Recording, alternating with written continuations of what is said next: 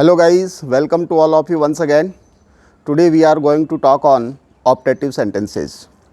Dear students, जैसे कि अपन ने इससे पहले वाला जो वीडियो था उस वीडियो में इम्पेरेटिव सेंटेंसेस की बात की थी, उन सेंटेंसेस की बात की थी जो इम्पेरेटिव सेंटेंसेस लेट से प्रारंभ होते हैं, और मैंने आपको बताया था कि किस प्रकार से एक वाक्य को डायरेक्ट नरेशन में जो वाक्य रिपोर्टेड स्पीच में लेट से शुरू होता है उसको इनडायरेक्ट नरेशन में कैसे बदला जाता है। आज अपन उसी श्रृंखला में आगे की तरफ कदम बढ़ाते हैं और देखते हैं कि ऑप्टेटिव सेंटेंसेज जो होते हैं उनको इनडायरेक्ट नरेशन में बदलते समय वो कौन से एडिशनल चेंजेज होते हैं जिन एडिशनल चेंजेस की हमें आवश्यकता होती है। Dear students, first of all I want to tell you what is the identity of optative sentences। Optative sentences की आइडेंटिटी क्या होगी, इनकी पहचान क्या होगी, हम कैसे पहचानें कि रिपोर्टेड स्पीच में दिया गया जो वाक्य है वो ऑप्टेटिव सेंटेंस है। तो सबसे पहले मैं आपको ये बता दूं कि ये सेंटेंसेस में मॉडल से प्रारंभ होते हैं। इन सेंटेंसेस की सबसे बड़ी आइडेंटिटी ये है कि ये वाक्य में मॉडल से शुरू होते हैं, और साथ ही मैं आपको ये बता दूं कि मोस्ट ऑफ द सेंटेंसेस ऐसे होते हैं जिनमें साइन ऑफ एक्सक्लेमेशन का प्रयोग किया जाता है लास्ट में। मोस्ट ऑफ सेंटेंसेस की बात मैं इसलिए करता हूं क्योंकि कुछ वाक्य ऐसे होते हैं जिन वाक्यों में साइन ऑफ एक्सक्लेमेशन नहीं होता है, और साइन ऑफ एक्सक्लेमेशन कौन से वाक्यों में नहीं होता है ये मैं आपको सेंटेंसेस के परिवर्तन के दौरान आगे बताऊंगा। इसलिए अभी अपन को क्या करना है, सबसे पहले ये देखना है कि जब रिपोर्टेड स्पीच में प्रयुक्त वाक्य ऑप्टेटिव सेंटेंस होता है तो उस वाक्य को इनडायरेक्ट नरेशन में बदलते समय कौन कौन से एडिशनल चेंजेस होते हैं। तो देखिए, सबसे पहला जो परिवर्तन होता है वो होता है रिपोर्टिंग वर्ब में। Dear students, optative sentences are used to express wish, pray, blessings, curse, etc. तो सबसे पहले रिपोर्टिंग वर्ब की जो क्रिया है वो क्रिया कैसे बदलेगी, वो क्रिया बदलेगी या तो विश्ड हो जाएगी, WISHD विश्ड, या फिर अपन इसको कह सकते हैं ब्लेस्ड, BLESSED ब्लेस्ड, या फिर कह सकते हैं PRAYED प्रेड, या फिर कह सकते हैं CURSED कास्ट। देखिए, ये 3-4 प्रकार के प्रमुख भाव होते हैं जिन भावों के हिसाब से जो क्रिया है वो बदलती है। यहाँ देखिए, विश का मतलब होता है इच्छा करना। आप किसी व्यक्ति के लिए कुछ इच्छा करें तो वो विश कहलाएगी। ब्लेस का मतलब होता है आशीर्वाद देना। यदि आप किसी व्यक्ति को कोई आशीर्वाद देते हैं तो उसके लिए ब्लेस वर्ब यूज़ करते हैं। और प्रे वर्ब का यूज़ किया जाता है कब, जब आप ईश्वर से किसी व्यक्ति विशेष के लिए कामना करें। और कर्स का मतलब होता है श्राप देना, और आप अच्छी तरीके से जानते हैं कि श्राप देना जो वर्ब है उसका प्रयोग कब करते हैं, जब किसी व्यक्ति विशेष के प्रति हमारी भावनाएं अच्छी नहीं होती है, जब किसी व्यक्ति विशेष के लिए अच्छी कामना नहीं करते हैं, यानी कि उसके कुछ बुरा होने की कामना करते हैं, तो अपन कर्स जो वर्ब है उसका यूज करते हैं। Dear students, this is the first changes that can be seen in reporting verb, and second is connective. तो मैं आपको बता देता हूं कि कनेक्टिव के रूप में दैट का प्रयोग होता है।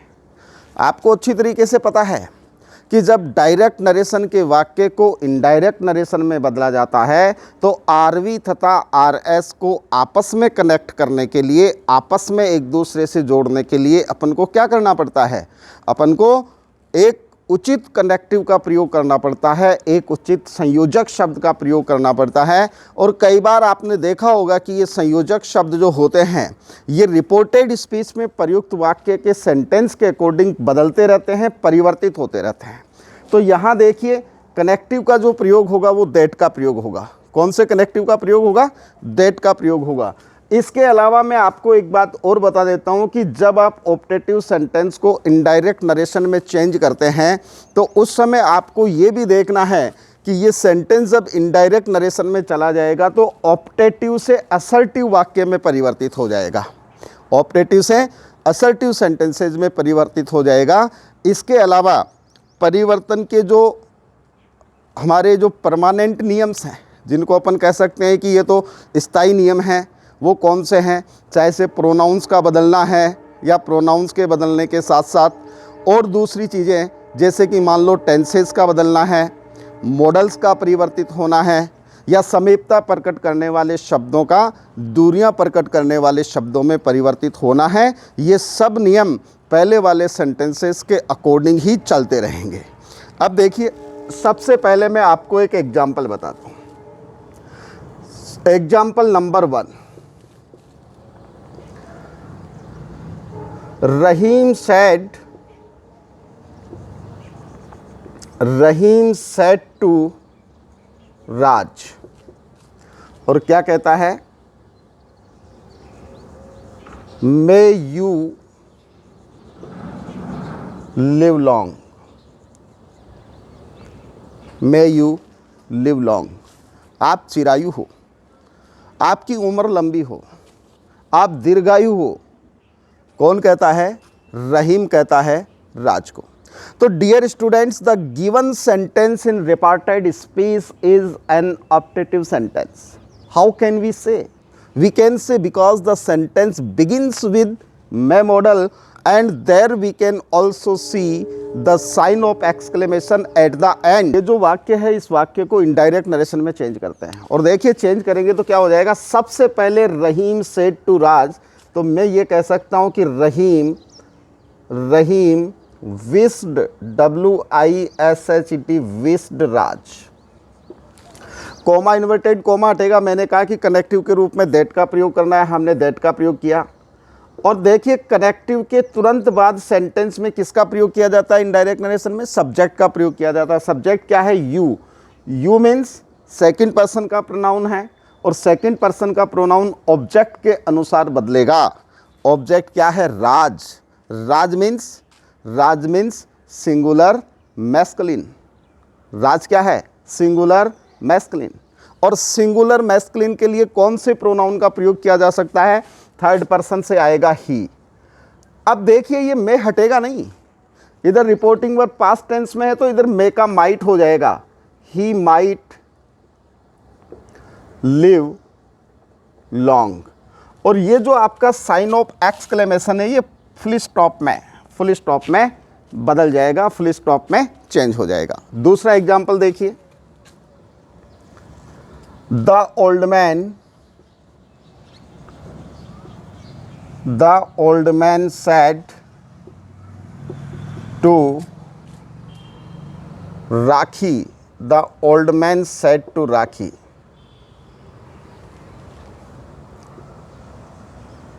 may you get success, SUCCESS, may you get success। और ये आपका सेंटेंस कंप्लीट हुआ। डियर स्टूडेंट्स, वर्ब का यूज़ कैसे करें? Verb, how can we use verb? Verb का यूज़ कैसे कर सकते हैं? देखिए, विश का जो प्रयोग है वह छोटा बड़े के लिए कर सकता है, बड़ा छोटे के लिए कर सकता है, बराबर वालों के लिए भी किया जा सकता है। इसी प्रकार से प्रे जो वर्ड है वो भी छोटा बड़े के लिए कर सकता है, बड़ा छोटे के लिए कर सकता है, बराबर वालों के लिए किया जा सकता है। और कर्स भी ऐसा ही वर्ड है जिसमें हर कैटेगरी का जो व्यक्ति होता है वो हर कैटेगरी एज के अकॉर्डिंग जो होती है उसके लिए कर सकता है। लेकिन देखिए, ब्लेस जो वर्ड है, इस ब्लेस वर्ड का प्रयोग कहाँ किया जाएगा? यहाँ कोई बड़ा छोटे के लिए कर सकता है, क्योंकि कोई छोटा व्यक्ति है वो किसी बड़े को ब्लेस नहीं कर सकता। मैं यहाँ ब्लेस वर्ड यूज कर रहा हूँ। आप देखिए, Rakhi said to the old man यदि होता तो क्या राखी ओल्ड मैन को ब्लेस कर सकती थी? नहीं कर सकती थी। इसलिए ब्लेस वर्ड का यूज अपन को वहीं करना है जब कोई बड़ा किसी छोटे को कह रहा हो, कोई बड़ा किसी छोटे को कह रहा हो। तो क्या हो जाएगा? The old man said means blessed, the old man blessed to Rakhi, to Rakhi, comma inverted comma हटा, दैट यू सेकंड पर्सन का प्रोनाउन है, राखी के लिए क्या हो जाएगा सी, मे का क्या हो जाएगा माइट, और आगे आ जाएगा गेट, और लास्ट का वर्ड है आपका SUCCESS सक्सेस, और आपका जो साइन ऑफ एक्सक्लेमेशन है वो फुल स्टॉप में चेंज हो जाएगा। डियर स्टूडेंट्स, एक और सेंटेंस देखिए, आरती सेड, यह आपका एग्जाम्पल नंबर 3 है। Aarti said to Aman, Aarti said to Aman, और देखिए आरती अमन से क्या कहती है, ये कहती है मे यू या मे गॉड ब्लेस यू, भगवान तुम्हें आशीर्वाद प्रदान करें, मे गॉड ब्लेस यू, भगवान तुम्हें आशीर्वाद प्रदान करें। डियर स्टूडेंट्स, प्रे वर्ड का यूज़ अपन कब करेंगे? प्रे वर्ड का यूज़ आपको तभी करना है जब रिपोर्टेड स्पीच के सेंटेंस में गॉड आ जाए, यानी कि ईश्वर की बात हो, तभी अपन किसका प्रयोग कर सकते हैं, तभी अपन प्रे वर्ड का यूज़ कर सकते हैं। तो क्या हो जाएगा, आरती प्रेड, PRAYED प्रेड, अमन, कोमा इन्वर्टेड कोमा हटेगा, दैट। यहाँ देखिए सब्जेक्ट क्या है गॉड, और गॉड कौन सा पर्सन है, थर्ड पर्सन है, नेम है, तो यहाँ लिखेंगे दैट गॉड, और मे का हो जाएगा might, bless BLESS bless. Dear students, यहाँ यू कौन से पर्सन का प्रोनाउन है, यहाँ यू सेकंड पर्सन का प्रोनाउन है, और सेकंड पर्सन का जो प्रोनाउन है वो ऑब्जेक्ट के अनुसार बदलता है। ऑब्जेक्ट क्या है, अमन, अमन मीन्स सिंगुलर नंबर मैस्कुलिन, और सिंगुलर नंबर जो मैस्कुलिन प्रोनाउन जो मैस्कुलिन होता है उसके लिए अपन ही का प्रयोग कर सकते हैं। लेकिन यहाँ देखिए यू ब्लेस के बाद आया है, यानी कि वर्ब के बाद आया है, तो वर्ब के बाद ऑब्जेक्ट आता है, तो यहाँ पर भी ही का क्या हो जाएगा, हिम। मैं इस कैटेगरी के जो वर्ड्स हैं इनमें एक बात और बताना चाहता हूँ कि कई बार क्या होता है कि रिपोर्टेड स्पीच में प्रयुक्त जो वाक्य होता है उसमें मे मॉडल नहीं होता। मैं आपको बताना चाहता हूँ ताकि किसी भी प्रकार से जब आप सेंटेंसेस को सॉल्व करें तो आपके दिमाग में ये ना आए कि सर ने तो ये बताया ही नहीं था। तो मैं आपको बताता हूँ कई सेंटेंसेस ऐसे होते हैं जिसमें मे मॉडल का यूज़ नहीं किया जाता है। Then how can we change such type of sentences into indirect narration. तो फिर इस प्रकार के जो वाक्य होंगे उनको हम इनडायरेक्ट नरेशन में कैसे बदलेंगे, देखिए मैं बताता हूँ। People, PEOPLE, people said, people said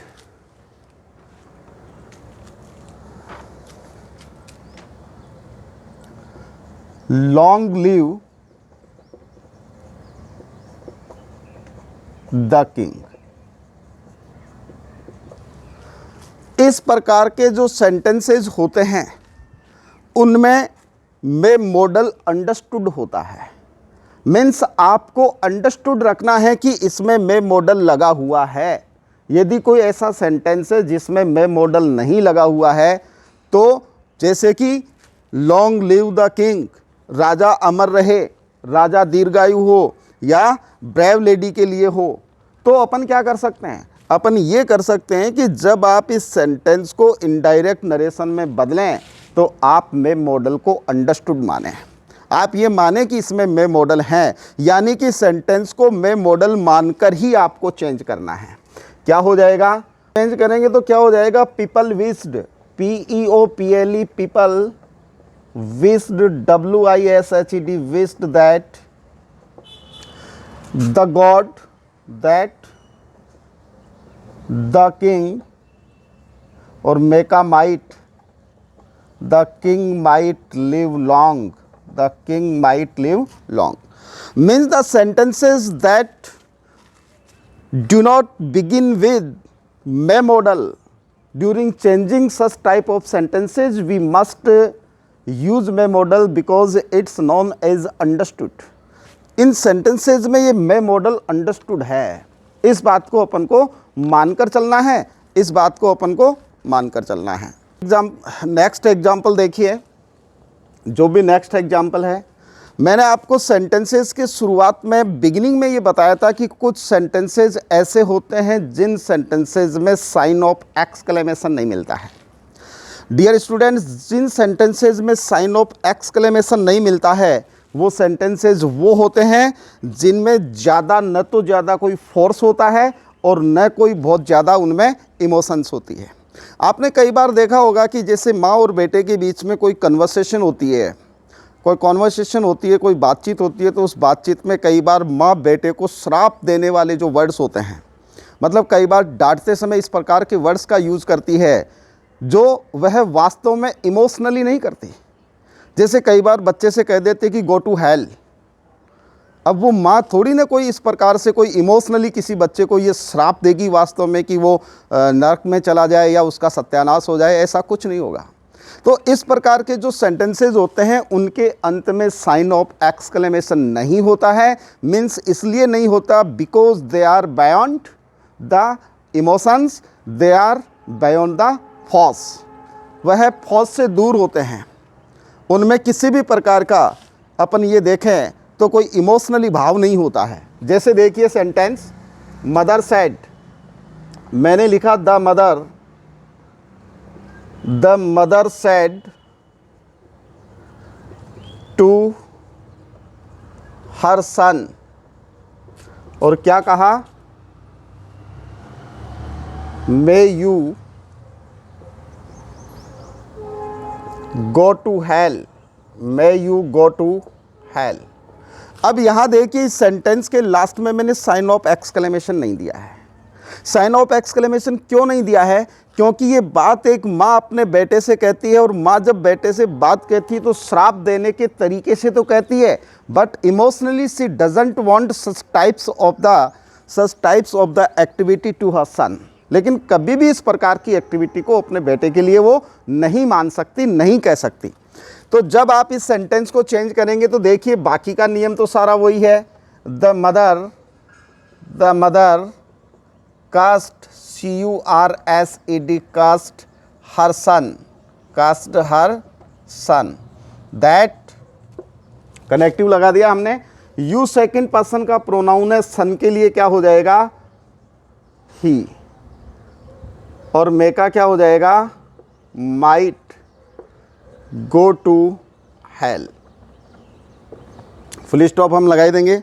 dear students, ये वो सेंटेंसेस हैं जो सेंटेंसेस कई बार बहुत सारे जो रीडर्स होते हैं, हमारे जो बच्चे होते हैं, उन बच्चों को परेशान कर देते हैं, क्योंकि उनके दिमाग में ये नहीं आता कि सर ये एक सेंटेंस में साइन ऑफ एक्सक्लेमेशन लगा हुआ है, एक सेंटेंस ऐसा है जिसमें साइन ऑफ एक्सक्लेमेशन नहीं है, इसका कारण क्या है। और बहुत सारी बुक्स में इसका जिक्र भी नहीं कर रखा। तो मैंने उचित समझा कि एक बार ये बता दिया जाए ताकि बच्चे इसमें कंफ्यूज ना रहें।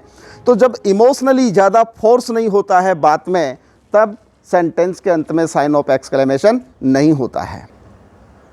डियर स्टूडेंट्स, अब अपन इसमें थोड़ा सा आगे चलते हैं।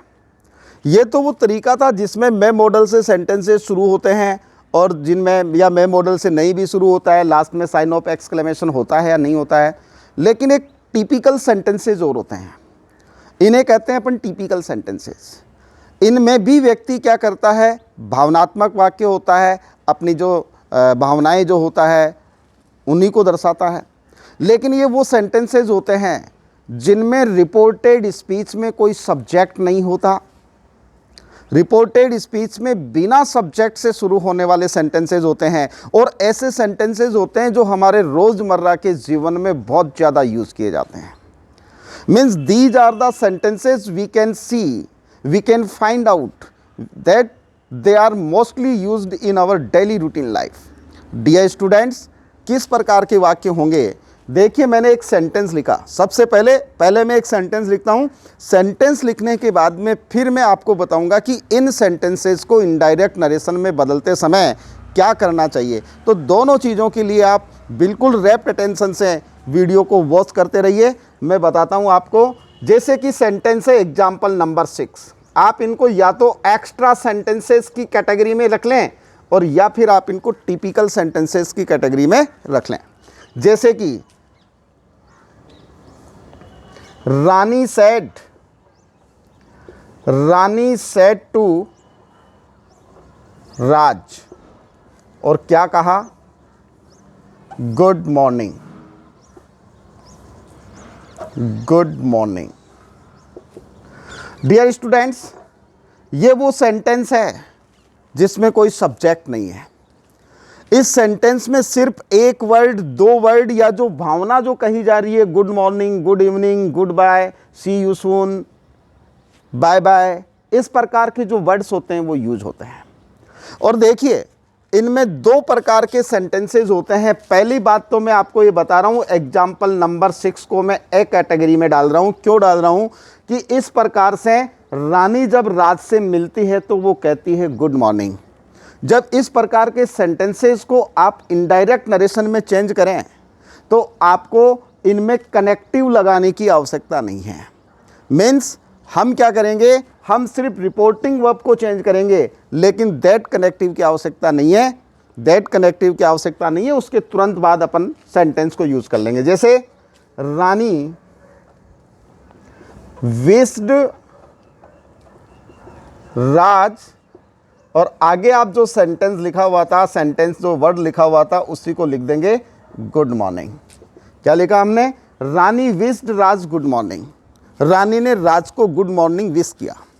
तो ये सिंपल सेंटेंस है। इन सेंटेंसेस में ना आपको मॉडल की आवश्यकता है, ना आपको हेल्पिंग वर्ब की आवश्यकता है, ना आपको किसी प्रकार के कोई कनेक्टिव की आवश्यकता है। अब देखिए, एक दूसरा सेंटेंस इसमें बताता हूँ मैं, जिसको कहते हैं अपन बी कैटेगरी।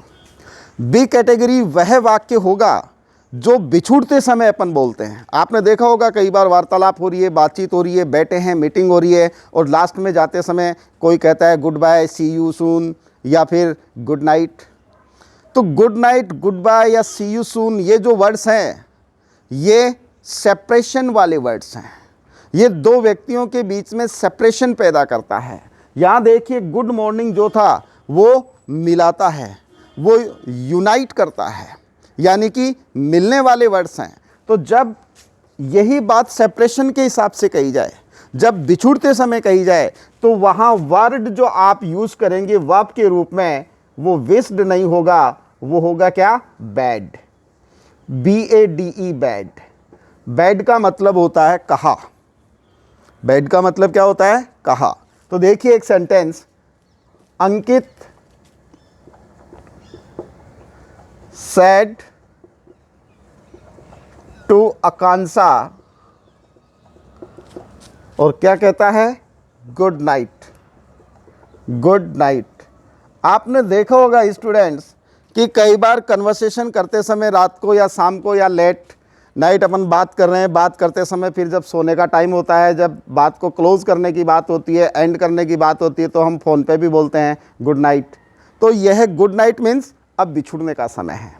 और ऐसे समय में आप वर्ब कौन सी यूज करेंगे? बैड। तो क्या हो जाएगा? अंकित बैड आकांक्षा गुड नाइट, गुड नाइट। कई बार क्या होता है कि रिपोर्टेड स्पीच में दिया गया जो सेंटेंस होता है, मतलब रिपोर्टेड स्पीच में जो नाउन दी गई है, जो वर्ड दिया गया है, उसी वर्ड को अपन रिपोर्टिंग वर्ब की वर्ब बना देते हैं। जैसे एक सेंटेंस है,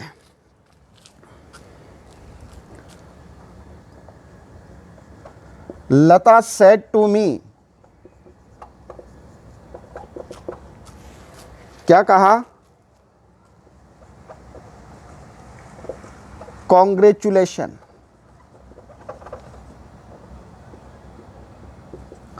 लता said to me congratulation. Lata ने मुझे कहा बधाई हो।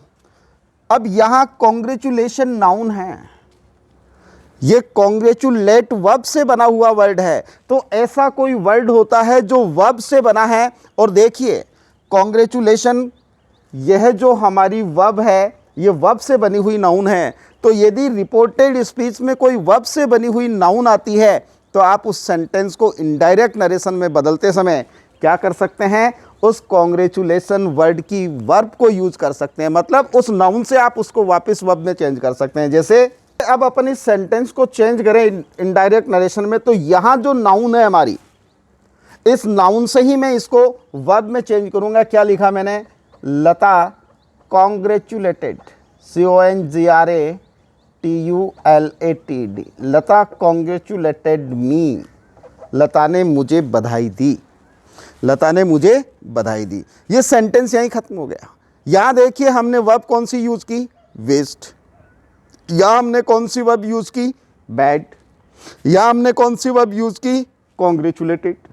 तो कहने का मतलब ये जो सेंटेंसेज हैं, ये वो सेंटेंसेज हैं जिनमें भावनाएं तो एक्सप्रेस होती है, लेकिन जब ये भावनाएं एक्सप्रेस होती है तो एक या दो या कुछ शब्द विशेष में होती है, इनके लिए कोई सेंटेंस नहीं होता। तो मैं ये बताना चाहता हूं कि रिपोर्टेड स्पीच में प्रयुक्त वाक्य में यदि किसी प्रकार का कोई सेंटेंस में कोई सब्जेक्ट नहीं है, कोई ऑब्जेक्ट नहीं है, या ऑब्जेक्ट हो भी सकता है, तो ऐसे वाक्यों को अपन क्या कर सकते हैं? रिपोर्टेड स्पीच में बदलते समय, या सॉरी इनडायरेक्ट नरेशन में बदलते समय वर्ब तो यूज करेंगे according to the sense of the given sentence, लेकिन कनेक्टिव का प्रयोग नहीं किया जाता है। Dear students, this is the type how an optative sentence in reported speech changed into indirect narration. Thanks a lot for today.